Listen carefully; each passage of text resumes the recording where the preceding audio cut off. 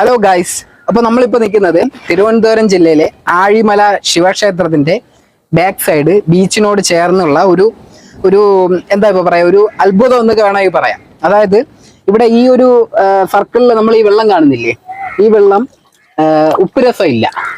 ഇതിപ്പോ കടലിന്റെ തൊട്ടടുത്തായിട്ട് പോലും ഈ പാറ എന്ന് പറയുന്ന ഈ ഒരു ഉറവയാണ്. ഇതിന്റെ കഥയെന്ന് പറയുന്നത്, പണ്ട് പഞ്ചപാണ്ഡവര് വനവാസ സമയത്ത് അവർക്ക് ആരാധിക്കാനായിട്ട് അവര് ശിവലിംഗം പ്രതിഷ്ഠിക്കുകയും അതില് ധാര നടത്താനായിട്ട് പ്യുവറായിട്ടുള്ള വെള്ളം ആവശ്യമായിട്ട് വരികയും അങ്ങനെ അവര് ഭീമൻ കൈമുട്ടുകൊണ്ട് ഇടിച്ച് പാറയിൽ ഇടിച്ച് അങ്ങനെ ഇതൊരു മുട്ടിന്റെ ഒരു രൂപത്തിലാണ്.